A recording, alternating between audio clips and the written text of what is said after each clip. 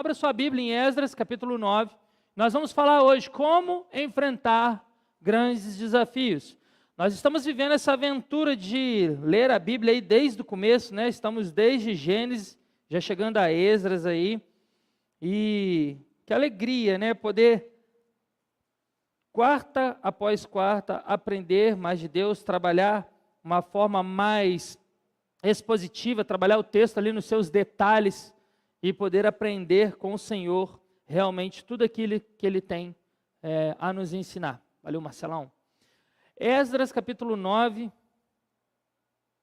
e nós vamos ler, mas antes deixa eu fazer uma pergunta para você, olha para mim.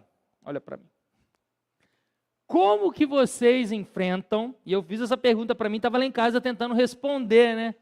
Mas como que vocês enfrentam grandes desafios que estão na sua vida agora? Vocês estão passando por um grande desafio. Como que vocês enfrentam os grandes desafios na vida de vocês? Desafio com a família, desafio pessoais, desafios na igreja. Como que você enfrenta os seus desafios? Nessa noite nós vamos aprender com eles como devemos enfrentar os problemas que vão surgir na nossa caminhada. Então aqui a gente vai extrair coisas preciosíssimas para a nossa vida, junto com tudo aquilo que nós vamos ler do texto de Esdras. Todos acharam? Amém? Então fica com a sua Bíblia aberta, nós vamos ler os versículos aí, um após o outro, e nós vamos parando em alguns para a gente poder explicar e aprender algumas lições. O versículo 1 começa, na minha versão, dizendo assim: depois que foram feitas essas coisas, já vamos parar aí, que coisas são essas? O que aconteceu antes? O que está acontecendo aqui antes? O que aconteceu? Lá no capítulo 8, né, igual a gente estudou a semana passada, chegou um grupo de pessoas a Jerusalém. O processo de retorno está fluido, então Esdras ali, Zorobabel, o pessoal está trabalhando ali na cidade, reconstruindo algumas coisas, já estão sacrificando alguns animais, já estão voltando o culto a Deus naquele momento. Então eles estão voltando do cativeiro, saíram agora do cativeiro, estão podendo voltar para a sua terra, viver na sua terra, mas ainda está tudo em reconstrução. Então quais coisas são essas? Exatamente isso. Esse processo, né, de retorno que está fluindo, o culto que está voltando a acontecer ali, tudo estava indo muito bem. Esdras, se a gente parar para pensar, e é muito interessante isso, Esdras ele não precisava sair da Babilônia, porque lá na Babilônia ele tinha tudo que ele queria. Ele tinha acesso, ele tinha comida, ele tinha tudo que ele precisava para sobreviver. Vir para cá, para uma cidade devastada, para uma cidade destruída, era um grande desafio. Então, muitas vezes a gente pode escolher ficar onde é confortável para a gente, ou a gente pode escolher fazer a vontade de Deus e ir para um lugar desconfortável para poder ajudar a reconstruir aquele lugar. E Esdras, ele está nesse contexto. Ele não precisava, mas ele escolheu ir. E ele foi chamado por Deus para ir, para reconstruir, para poder participar ali da reconstrução também da lei, de trazer ali todo o conhecimento para aquele povo que estava ali. E aí ele começa a fazer os acertos, ele ajusta uma coisa aqui, e depois de acertar tudo, passar por várias dificuldades, tudo indo muito bem, acontece algo, que está aí no versículo 1. Depois dessas coisas, os líderes vieram dizer-me: o povo de Israel, inclusive os sacerdotes e os levitas, não se mantiveram separados. Vamos parar nessa palavra separados aqui. Separados é isso mesmo que a gente já conhece lá do Novo Testamento, a tradução aqui é santo. Não se mantiveram santos, não se mantiveram separados. E o desejo de Deus para a nossa vida é que a gente seja santo, que a gente seja separado.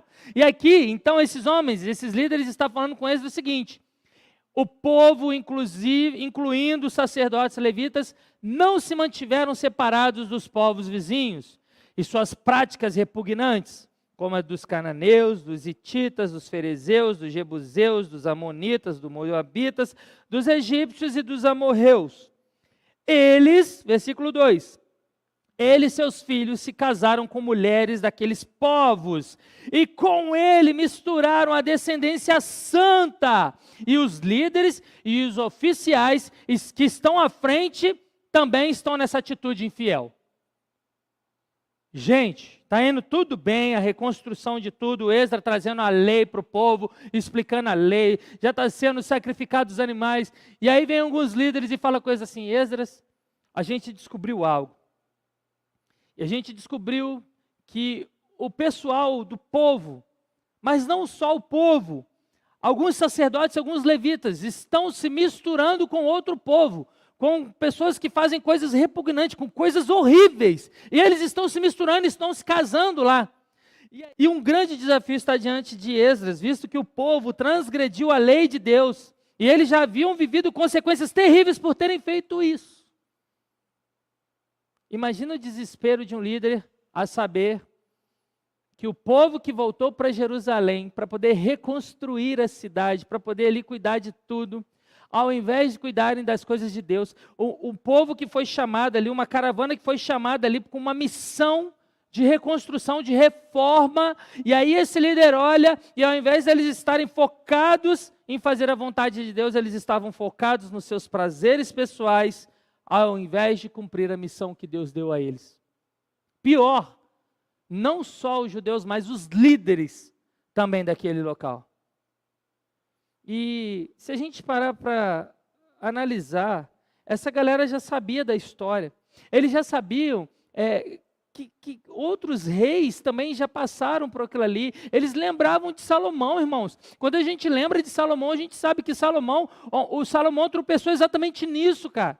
Salomão, ele começou a casar com um monte de mulher de outros povos. E aí as mulheres, as esposas deles, elas falam assim: olha, eu caso com você, mas eu vou trazer aqui meus deuses e vou adorar aqui em Jerusalém. Chegou um tempo que Jerusalém estava cheio de ídolos, por conta das mulheres de outros povos que Salomão casou. E ele perdeu o controle disso. Então, o povo já sabia, já tinha um histórico. Esdras estava falando a lei, tanto que eles sabiam da lei, que os líderes vieram falar da lei, que estava havendo uma transgressão da lei. Então eles conheciam a lei, eles sabiam que era certo e errado. E ainda assim, eles optaram por fazer aquilo que eles sentiam prazer. Deus queria um povo separado, um povo santo, um povo que vivesse princípios e ações que não os levassem para a própria destruição. E aqui a gente tem uma lição maravilhosa que a gente pode aprender para enfrentar grandes desafios na nossa vida. Esdras, ele tinha uma autoridade dada pelo rei. O rei permitiu que Esdras fosse o cara ali naquela reconstrução, naquela reforma. Ele podia muito bem chamar essas pessoas, expulsá-las, poderia mandar matar elas. Ele tinha poder e autoridade para fazer qualquer coisa que ele quisesse. E sabe qual a primeira coisa que ele faz quando ele está diante dessa situação? Versículo 3. Quando ouvi isso, rasguei a minha túnica e o meu manto, arranquei os cabelos da cabeça e da barba e me sentei estarrecido. Então todos os que tremiam diante da palavra de Deus de Israel reuniram-se ao meu redor por causa da infidelidade dos exilados. E eu fiquei sentado ali, estarrecido, até o sacrifício da tarde. Então, na hora do sacrifício da tarde, eu saí do meu abatimento com a túnica e o manto rasgado e caí de joelho com as mãos estendidas para o Senhor, para o meu Deus, e orei. Irmãos, quando Esdras fala que ele ficou estarrecido, ele se sentiu estarrecido, irmãos, sabe o que isso significa? Ele está dizendo que ele ficou chocado, horrorizado, abismado com aquela atitude daqueles homens. E aqui está o segredo de alguém que entende que não é sobre a autoridade que tem, sobre a posição que ocupa. Esdras ficou tão chateado, mas tão triste com tudo aquilo que ele ouviu, que ele rasgou a sua túnica. Isso significa luto, tristeza, vergonha diante de tudo aquilo que estava acontecendo. A fala de também que ele arrancou, o cabelo e a barba, denota uma expressão de indignidade social. Ele estava indignado com o que estava acontecendo. Mas por que Esdras está nervoso assim? Por que ele está tão estarrecido desse jeito? Gente, é só a gente entrar na mente daquele povo naquela época. Eles estavam presos no cativeiro e foram libertados para poder voltar e reconstruir a sua casa. E aí, Esdras, ele percebe claramente que nós estamos diante de um Deus santo, que lá atrás a gente desobedeceu a Deus e por isso Deus mandou a gente para o cativeiro. E aí agora na mente dele ele está assim, mas Deus acabou de liberar a gente e a gente errou de novo. O que ele está pensando? Deus vai mandar a gente de novo para o cativeiro. Deu ruim. Então ele fica completamente chocado com aquela notícia. É como se ele estivesse pensando assim, acabamos de voltar do cativeiro e por conta dos nossos pecados, nós vamos voltar para outro lugar que vai ser um cativeiro também nas nossas vidas. E aqui a gente leu uma palavrinha tão pequena aí no versículo 6, né? Eu comecei o versículo 6, uma palavrinha tão pequena, mas é a palavra mais poderosa que a gente pode usar na nossa vida. Como que ele enfrenta os maiores desafios que ele tem ali naquele momento? Como que nós vamos enfrentar os maiores desafios que nós temos na nossa vida? Oração. Oração. O texto fala que depois do sacrifício, ele foi lá, se ajoelhou, caiu no chão e orou a Deus. Antes de usar a sua autoridade, antes de usar o seu poder, antes de usar toda a prerrogativa que ele tinha ali naquele momento, ele orou a Deus. Sabe qual é o problema, gente? Muitas vezes, irmãos, a gente deixa a oração como última opção, ao invés de ser a primeira opção na nossa vida. A gente só ora no desespero. Mas o que Esdras nos ensina é o seguinte, ele tinha poder e autoridade para ele fazer o que ele quisesse com aqueles homens, mas não é sobre o que ele pensa, sobre o que ele quer, é sobre o que Deus está pensando e o que Deus quer. Então ele ora. A oração é um dos pilares principais do Evangelho. Sem oração não tem vida, irmãos. Sem oração não tem relacionamento. Sem oração não tem Deus. Tem decisões a partir das nossas escolhas. Então, toda vez que você vive sem orar, você está dizendo a Deus assim, não preciso do Senhor, eu decido do meu jeito. Aí a gente decide do nosso jeito e dá tudo errado. Aí a gente corre para o Senhor. Vem cá, Deus. A principal arma de um cristão, irmãos, é a oração. É a oração. E aqui, a oração de Esdras, ela vai ensinar muita coisa para a gente e ela vai transformar a nossa forma de pensar e de orar a partir de hoje, eu creio nisso. Eu quero que a gente acompanhe aqui, a partir do versículo 6, a oração que Esdras vai fazer a Deus diante dessa notícia que deixou ele estarrecido, que deixou ele ali rasgando seu manto, que deixou ele ali completamente preocupado com tudo aquilo que estava acontecendo.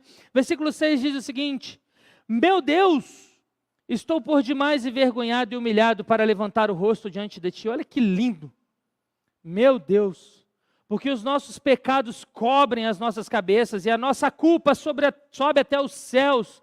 Desde os dias dos nossos antepassados até agora, a nossa culpa tem sido grande por causa dos nossos pecados. Nós, os nossos reis, os nossos sacerdotes, têm sido entregues à espada e ao cativeiro, ao despojo e à humilhação, nas mãos de reis estrangeiros, como acontece hoje. Irmãos, vocês sabem por que Esdras estava envergonhado? Quando ele ora a Deus, as primeiras palavras que ele fala com Deus, ele fala assim, papai, meu Deus, eu estou completamente envergonhado. Ele fala que ele está envergonhado porque mesmo tendo passado por tantas dificuldades, por tantas tribulações, o povo não havia aprendido a lição. Cara, ele fala assim, eu estou muito envergonhado, Deus, me desculpa, porque eu acabei de sair de um cativeiro, que foi ali o desenho perfeito, o quadro perfeito que o Senhor desenhou, para que a gente possa olhar para esse quadro e ver assim, olha, porque a gente errou, porque a gente desobedeceu, porque a gente não seguiu os seus passos, aconteceu isso, esse quadro. E mesmo a gente olhando para esse quadro, a gente escolheu continuar errando. E ele fala assim, eu estou muito envergonhado. Eu estou me sentindo completamente envergonhado, meu Deus. E ele ora dizendo assim, por causa dos nossos pecados, a nossa culpa é grande. Mas Esdras também estava envolvido então com um casamento assim? Claro que não. Sabe o que é o lindo dessa oração? Sabe o que essa oração nos ensina? E aqui tem um princípio que pode mudar a nossa forma de enxergar a igreja, a nossa forma de viver. Todos os pecados do nosso povo deveriam doer na nossa pele e fazer a gente chorar de tristeza. Tudo o que acontece na nossa comunidade, tudo o que acontece ao nosso redor deveria fazer a gente chorar de tristeza. chorar de dor. Não porque eu fiz, porque eu cometi, mas porque eu sou povo de Deus. E porque eu sou povo de Deus e o povo de Deus está transgredindo, eu deveria chorar de tristeza, envergonhado. Neemias, quando Esdras, ele ora se colocando nessa posição. Neemias também, quando orou, ele se colocou nessa posição. Daniel, quando orou, ele se colocou nessa posição.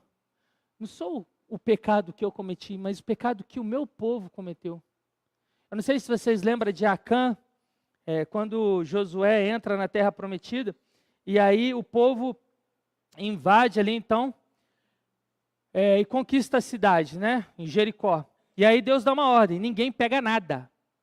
E aí uma pessoa, uma única pessoa, Acã, ele vê um negócio ali, ele acha aquilo lindo, e ele vai lá e pega aquilo, e ele esconde, ele leva para a tenda dele, esconde debaixo da tenda dele. E aí eles vão para a próxima batalha e perde. Aí todo mundo fala assim, caraca, mas a gente ganhou de Jericó, uma cidade gigantesca, vamos lutar com a cidade pequenininha e perdemos. Aí Deus fala assim, tem pecado. E aí Deus, quando Josué ora a Deus, Deus fala assim, Israel pecou. Deus falou Acã? Israel, o meu povo. Então esse princípio nos ensina que quando qualquer um de nós está em pecado, todos nós estamos dentro dessa culpa. É isso que Esdras nos ensina. E ele fala assim, olha, a culpa é minha também. Nós, como povo de Israel, nós pecamos. Me desculpa, Pai. Eu estou envergonhado porque nós pecamos, a culpa é nossa. Sabe, irmãos, muitas vezes, infelizmente, tá? Nós gostamos de ver o circo pegar fogo, a gente gosta de falar o que aconteceu com fulano, o erro que fulano cometeu. Mas lindo seria, conforme a Bíblia nos ensina, a gente pudesse ver o erro do irmão e falar e orar a Deus e falar, desculpa, Pai, nós erramos contra Ti. Paulo, mais para frente, quando a gente lê, continua lendo a Bíblia, Paulo, mais para frente, vai enfrentar um problema parecido com esse na igreja de Coríntios. E aí Paulo, ele traz um exemplo perfeito, ele fala assim, gente, a gente como igreja, nós somos um corpo. Então nós somos um corpo, cada um é uma parte, cada um é uma parte. Se o seu dedão machuca, a mão vai sentir. Você não pode ver o dedão sentindo dor e achar que a mão está tranquila, que a cabeça está tranquila. Qualquer parte do corpo que se machuca, todo mundo sente. E Paulo, ele vai nos ensinar isso. Ele fala assim, nós somos parte de um corpo, cara. Nós temos que chorar pelo erro do outro. Nós temos que, cara, cuidar das pessoas que estão feridas. Nós temos que ajudar uns aos outros, porque nós somos um corpo. A menos que a gente seja masoquista, creio que ninguém gosta de machucar o seu próprio corpo, ferir o seu próprio corpo. Mas todas as vezes que o corpo de Deus, todas as vezes que o povo de Deus erra, e a gente julga, e a gente condena, nós estamos como se a gente estivesse gostando de ver o nosso corpo sendo machucado e ferido. Esdras, ele nos ensina um princípio maravilhoso que pode mudar completamente a nossa forma de viver se a gente entender isso. Cara, nós somos um corpo. Tudo que cada um está vivendo, eu sinto também. Tudo que cada um está passando, eu passo também. Eu choro com vocês, não é isso que a Bíblia fala? Vamos chorar com os que choram, vamos sorrir com os que estão rindo, vamos sofrer com todos que estão sofrendo. Nós somos um corpo. Nós não vamos abandonar. E é isso que Esdras faz. Ele assume a responsabilidade de algo que ele não fez, mas ele entende que ele é parte desse todo do povo de Deus. E aí ele pede perdão a Deus. Assumir um erro que você não cometeu te tira de um vitimismo, de achar que a culpa sempre será do outro, e te faz refletir sobre o seu papel no corpo. Ou estamos juntos, ou não somos verdadeiramente um corpo. E o texto continua, versículo 8. Mas agora, por um breve momento, o Senhor, nosso Deus, foi misericordioso. Ele está orando para Deus, ele está falando com Deus. Deixou um remanescente, dando um lugar seguro em seu santuário. E dessa maneira o nosso Deus ilumina os nossos olhos, nos dá um pequeno alívio em nossa escravidão. Somos escravos, mas o nosso Deus não nos abandonou na escravidão. Ele tem sido bondoso para conosco diante dos reis da Pérsia.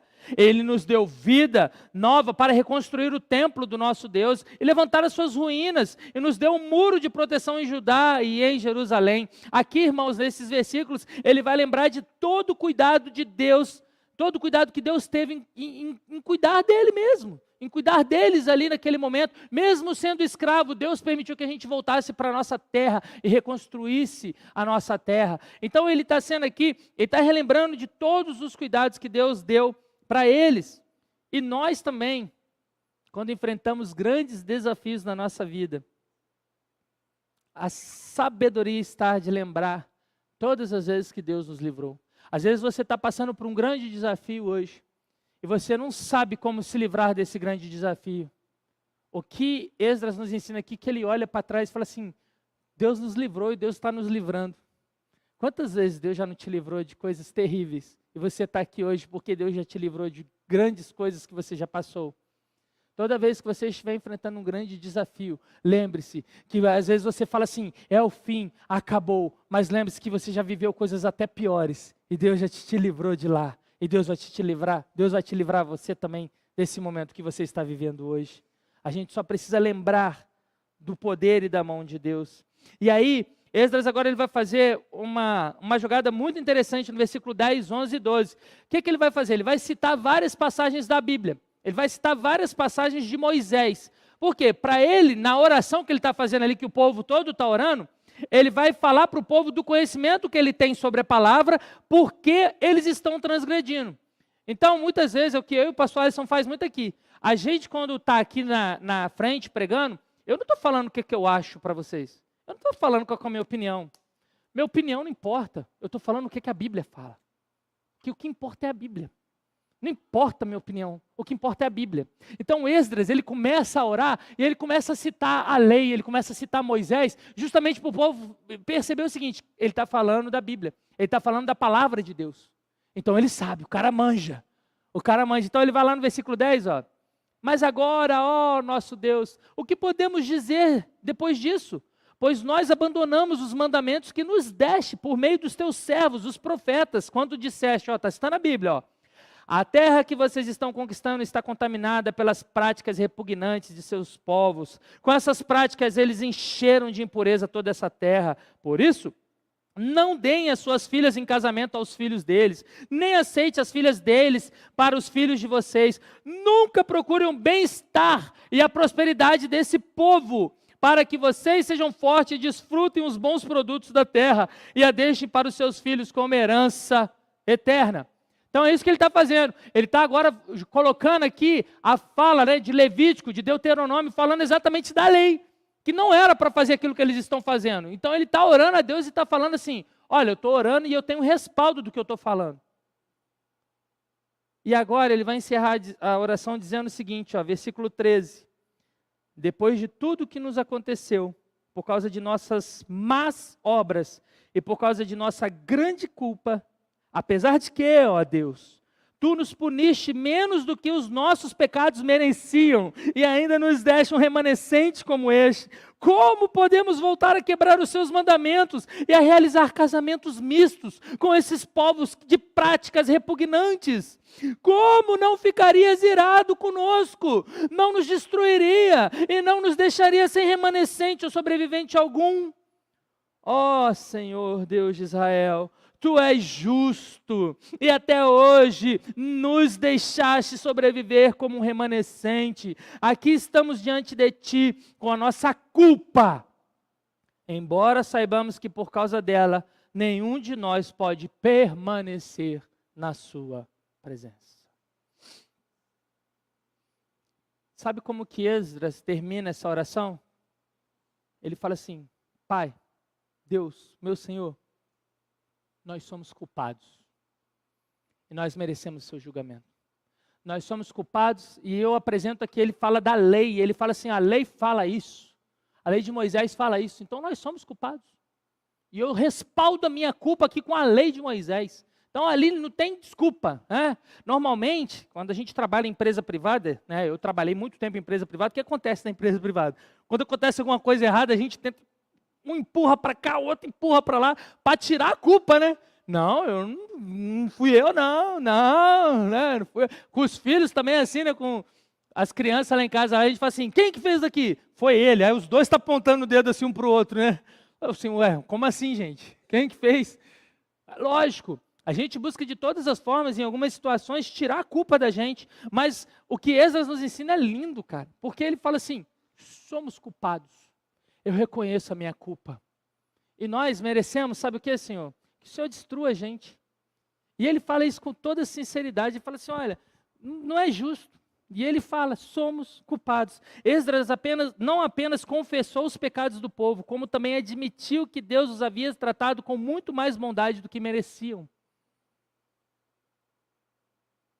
Ah, irmãos, se nós pudéssemos aprender todos os dias com o que a palavra de Deus nos deixa, e esses ensinamentos maravilhosos da palavra de Deus. Que oração poderosa essa de Esdras. Mas que oração confrontadora a cada um de nós. Que nos confronta a parar de querer julgar o erro do outro, mas chorar pelo erro do outro. Que nos confronta a assumir a responsabilidade que talvez nem foi nós que cometemos, mas que a gente se coloca no lugar. Uma oração que reconhece que a bondade de Deus nos livrou lá da morte e reconhece que nós somos escravos, mas ainda assim pela misericórdia e a graça de Deus nós estamos aqui. Uma oração que reconhece que nós somos culpados, mas a sua graça me alcançou e pela sua graça ter me alcançado eu posso viver.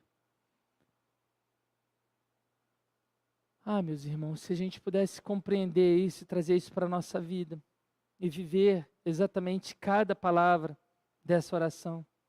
Mas para a gente encerrar, o que a gente pode aprender com esse capítulo, então?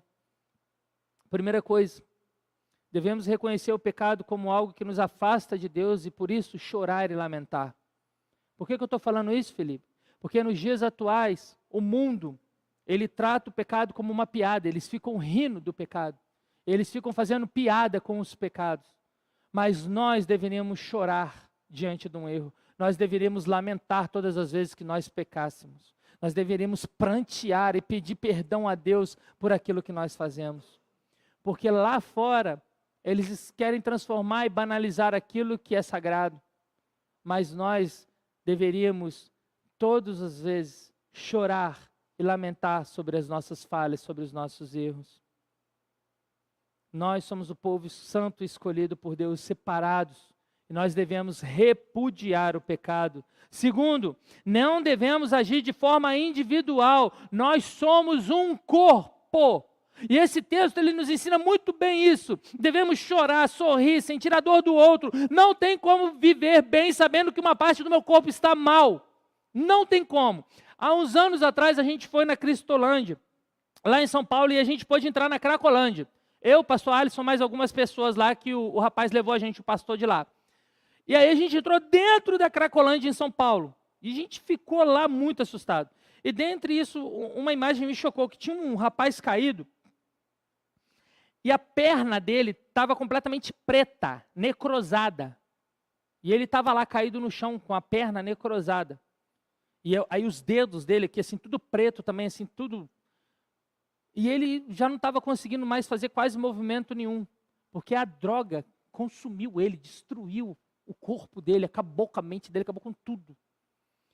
E quando eu olhei para aquela cena, aquilo me chocou muito.